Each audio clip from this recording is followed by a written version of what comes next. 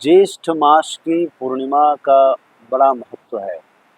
स्वयं माता यशोदा ने एक बार भगवान श्री कृष्ण से पूछा था, बेटा ज्येष्ठ मास की पूर्णिमा के बारे में कोई कथा सुना दे, इसका कोई महत्व हो तो सुना दे मुझे। तो आप जरा विस्तार से इसको सुनिएगा।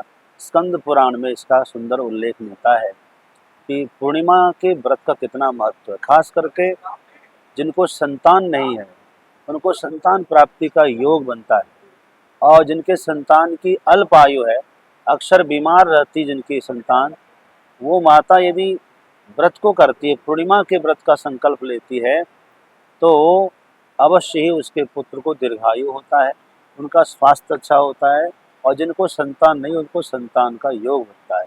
तो हर ऐसी माताओं को अपने पुत्र के दीर्घायु के लिए, उनके सुंदर स्वास्थ्य के लिए और पुत्र प्राप्ति के लिए यह व्रत करना चाहिए। आइए इस बार पहले व्रत का मुहूर्त बता देते हैं, मुहूर्त कब है। इस बार जो है पूर्णिमा तिथि यानी ज्येष्ठ महीने की शुक्ल पक्ष की शुद्ध पूर्णिमा तिथि जो है 29 जून को अर्ली मॉर्निंग मतलब ब्रह्म मुहूर्त में 3:06 पर पूर्णिमा तिथि का प्रवेश है। और यह पूर्णिमा तिथि 30 जून को प्रातः 5:26 तक है।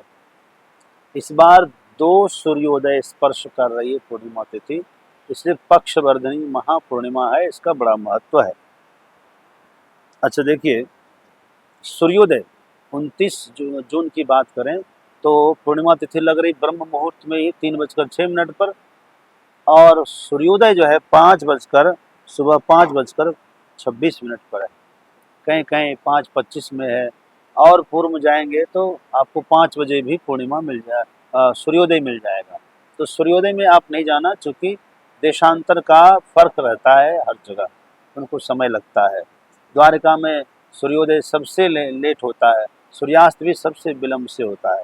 ठीक है, अब हम तो उदया तिथि के अनुसार 29 जून को पूर्णिमा का सुंदर व्रत है।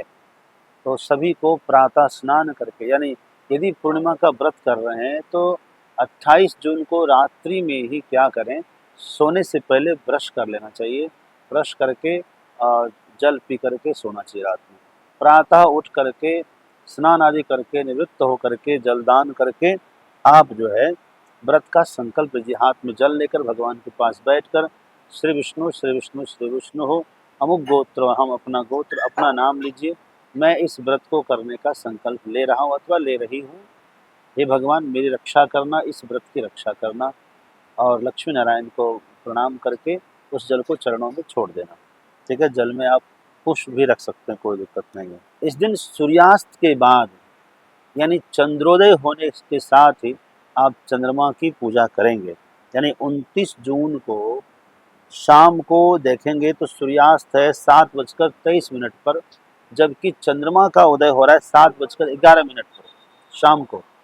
29 जून को शाम को यानी सोमवार, ये सोमवारी पूर्णिमा भी अपने आप में बहुत महत्वपूर्ण है। तो सोमवार को 29 जून को शाम 7:11 पर क्या है, चंद्रोदय हो रहा है। इसके बाद आप क्या करिए, चंद्रमा की पूजा की तैयारी करिए, लक्ष्मी नारायण की पूजा की तैयारी करिए। चूँकि लक्ष्मी जी का भाई है चंद्रमा, तो लक्ष्मी जी को बहुत प्रिय, चंद्रमा को आप अर्घ देंगे ना तो लक्ष्मी माता प्रसन्न हो जाएंगी। इसलिए क्या करिए, चंद्रमा को अर्घ दीजिए, अर्घ देकर प्रणाम करिए, विधिवत लक्ष्मी नारायण का पूजन करके आप व्रत का पारण कर लीजिए। इस दिन आप गणेश जी को भी आप पूजा में शामिल करिए, बड़ा लाभ होगा।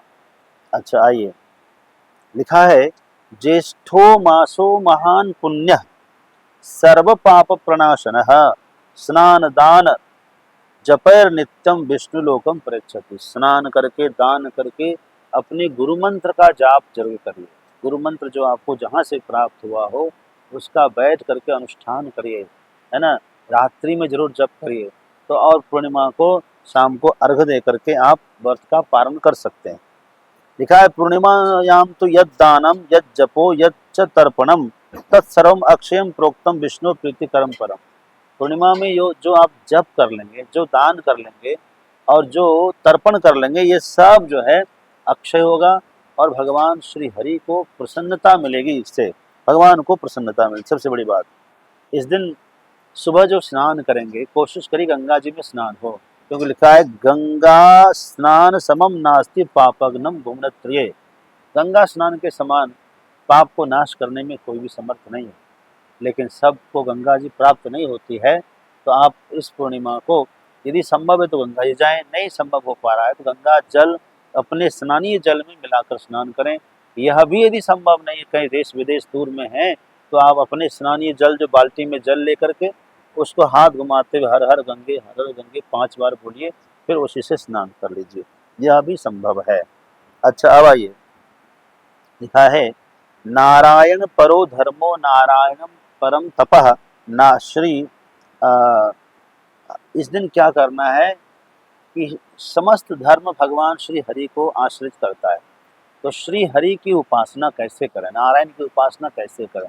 एक तो गंगा स्नान कर लेंगे, दूसरा स्नान करके जल दान करिए, अपने पितरों को जल दान करिए, और उसके बाद जो है क्या करिए, भगवान की पूजा करके भगवान श्री हरि की उपासना के लिए विष्णु सहस्रनाम स्तोत्र का पाठ करिए, अथवा श्रीमद् भगवद गीता का संपूर्ण पाठ करिए। नहीं कर सकते तो कम से कम 18वें अध्याय का पाठ कर लीजिए, ठीक है, पूरा करें तो अच्छा है। न ये भी नहीं कर सकते तो 12वें अध्याय का पाठ कर लीजिए भगवान की भक्ति के लिए, अथवा भगवान को प्रसन्न करने वाला कोई भी स्तोत्र का पाठ कर, कृष्णाष्टकम है ना पाठ करिए, शिवाष्टकम पाठ, रुद्राष्टकम का पाठ करिए, है ना। अब आइए, कोई न कोई स्तोत्र पाठ करके आपको जरूर भगवान को सुनाना है। दान क्या करें, लिखा है शीतल जल दान करिए, क्योंकि गर्मी बहुत है, शीतलता प्रदान करिए। दूसरा, मटके में भरकर जल प्रदान करिए, ठीक है। तीसरा, पंखा दान कर सकते हैं, पंखा में हाथ वाला पंखा भी आता है, ऊपर वाला आश्रम है, आश्रमों में ऊपर वाला पंखा दान कर दीजिए आप, है ना। छाता दान कर दीजिए, वस्त्र दान, सत्तू दान कर सकते हैं, फल सीजनेबल जो फल है फल दान कर सकते हैं। गौ माता की सेवा सबसे बढ़कर है, इसलिए गौ माता की सेवा करना ना भूलें। अपने हाथों से संभव हो तो जाकर चारा खिलाएं, रोटी खिलाएं, जो भी आप दे सकते हैं। नहीं तो गौ आश्रम में, गौशाला में, है ना, गौ माता की सेवा और चारा की सेवा कराइए, ठीक है। अन्नदान भी बड़ा महत्वपूर्ण। इस दिन आप किसी जरूरतमंद को, भूखे को भोजन कराइए, चाहे आप विद्यार्थियों को भोजन कराइए, चाहे आश्रमों में आप संतों का भंडारा करवा दीजिए, ये भी हम करा सकते हैं। तो इस प्रकार जो है स्नान, दान, पूजा पाठ करिए। अब आइए, क्या नहीं करें इस दिन, असत्य नहीं, झूठ नहीं बोलना है, किसी प्रकार से भी झूठ नहीं, कटु वचन नहीं, कड़वे वचन नहीं बोलना किसी को। इस दिन किसी की निंदा ना करें, किसी का अपमान ना करें, देवी देवता का अपमान भी ना करें, किसी का भी नहीं अपमान करें। तामसी भोजन नहीं करिए, लहसुन, प्याज, मांस, मछली, अंडा, शराब, इन सब से बचकर रहिए। किसी प्रकार की हिंसा नहीं होनी चाहिए, और इस दिन ज़्यादा सोना भी नहीं चाहिए। इस प्रकार जो है, और हाँ, यदि कोई संकल्प लिया है आपने तो उस संकल्प को भी मत तोड़िए। अब हम इसकी संक्षेप में थोड़ी सी कथा सुना देते हैं। ये कथा भी बहुत ही महत्वपूर्ण है। पूर्णिमा की कथा, माता यशोदा ने श्री कृष्ण भगवान से पूछा था, भगवान श्री कृष्ण ने एक कथा सुनाई थी, मैया जरा प्रेम से आप इसको श्रवण करिए। भगवान श्री कृष्ण ने कहा, द्वापर समय की बात है ना, भगवान श्री कृष्ण बता रहे हैं कि देखिए कि माता यशोदा ने कहा कि हे पुत्र, ऐसा कोई उपाय बताओ जो नारी विधवा ना हो, उनके पति की लंबी आयु भी हो जाए और पुत्र भी उनको प्राप्त हो जाए, है ना, पुत्र का पोषण हो जाए। ऐसा कोई व्रत मृत्यु लोक में मनुष्यों की, नारियों के लिए बताना। तो भगवान श्री कृष्ण ने कहा कि बहुत अच्छा प्रश्न किया है माते, मैं तुमसे एक ऐसा व्रत कह रहा हूँ विस्तार पूर्वक, जिससे सौभाग्य भी मिलेगा स्त्रियों को और जो है पुत्र की प्राप्ति भी होगी। ऐसे 32 पूर्णिमा का व्रत करना चाहिए। 32 गिनती से कितना, द्वात्रिंशत व्रत पूर्णिमायाम, तो पूर्णिमा की 32 पूर्णिमा का व्रत करना चाहिए। इस व्रत को करने से स्त्रियों को सौभाग्य, संपत्ति और संतति यानी संतान की प्राप्ति होती है। यह व्रत अचल सौभाग्य को देने वाला, भगवान शंकर के प्रति मनुष्य मात्र की भक्ति को बढ़ाने वाला। यशोदा जी कहती हैं, हे श्री कृष्ण, सर्वप्रथम इस व्रत को मृत्युलोक में किसने किया, यह भी बताओ, इसके विषय में विस्तार पूर्वक। श्री कृष्ण कहते हैं, सुनिए, भूमंडल पर एक प्रसिद्ध राजा जिसका नाम था चंद्रहास। चंद्रहास के नगर में धनेश्वर नाम के एक ब्राह्मण थे। चंद्रहास की नगरी थी, नगरी का नाम था परिपूर्ण नगरी, परिपूर्णा नगरी। इसमें धनेश्वर नाम का एक ब्राह्मण है जिसकी स्त्री अति सुशील है, रूपवती है, सुंदर है, कोई कमी नहीं है, धन धान्य खूब है, परंतु बड़ा दुख है कि कोई पुत्र नहीं है, कोई संतान नहीं इस ब्राह्मण को, जिसकी वजह से बहुत दुखी रहते हैं। एक दिन एक तपस्वी संत द्वार पर पधारे, लेकिन जब उनके बारे में पता किया तो संत ने भिक्षा नहीं लिया। वह संत उसी गांव में ठहरे और आसपास के लोगों से भिक्षा लेकर जाते और प्रेम से पाते, लेकिन इस धनेश्वर ब्राह्मण के यहाँ कभी भिक्षा लेने के लिए नहीं गए। इस बात का उनको बड़ा खटका लगा। एक दिन ब्राह्मण ने छुप कर संतों की दिनचर्या देखी। बड़े पवित्र संत थे, जाते नगर में 4-5 घर में भिक्षा मांग कर उनके आसपास से मांग करके हाथ लाते और भगवान को भोग लगाते, यम जो है नदी में स्नान करते, प्रेम से प्रसाद पाते और अपनी साधना भजन करते। एकांत पाकर के धनेश्वर ब्राह्मण उस तपस्वी ब्राह्मण संत के पास गए, दंडवत प्रणाम करके पूछा कि गुरुदेव, आप हमारे आसपास के लोगों से भिक्षा लेकर आते हैं, लेकिन हमारे यहाँ भिक्षा नहीं लेते, क्या कारण है गुरुदेव? तब उस महात्मा ने कहा, धनेश्वर क्षमा करना, मैंने पता कर लिया कि तुम निसंतान हो, तुम्हारा कोई पुत्र नहीं है, और निसंतान के घर से हम यदि भिक्षा लेंगे तो हमें पतित होने की संभावना है। वैसे तो हम सन्यासी हैं, फिर भी हमारे लिए कुछ मार्गदर्शन है, इसलिए हम तुम्हारे यहाँ भिक्षा नहीं लिए, क्षमा करना। तो वह ब्राह्मण जो है बहुत दुखी हुआ। धनेश्वर ब्राह्मण ने हाथ जोड़कर विनती किया और कहा, गुरुदेव कोई उपाय ही बता दीजिए, हमें संतान प्राप्ति का योग कैसे होगा, हमें आशीर्वाद दीजिए संतान प्राप्ति का, नहीं तो हमें स्वर्ग भी नहीं मिलेगा। तो बहुत निवेदन किया। तो फिर संत ने आदर पूर्वक, दया पूर्वक जो है उनको एक उपाय बताया। क्या उपाय बताया? कहा, यदि आप जो है कलौ चंडी विनायको, माता चंडी यानी दुर्गा जी की उपासना करो तो तुम्हें लाभ मिलेगा। उसने 16 दिन तक माता दुर्गा के लिए वो जो है अनुष्ठान रखा और हर दिन माता दुर्गा स्वप्न में आती थी। अंतिम दिन माता दुर्गा ने कहा, जाओ तुमको पुत्र तो होगा, लेकिन वह 16 वर्ष तक ही जीवित रहेगा।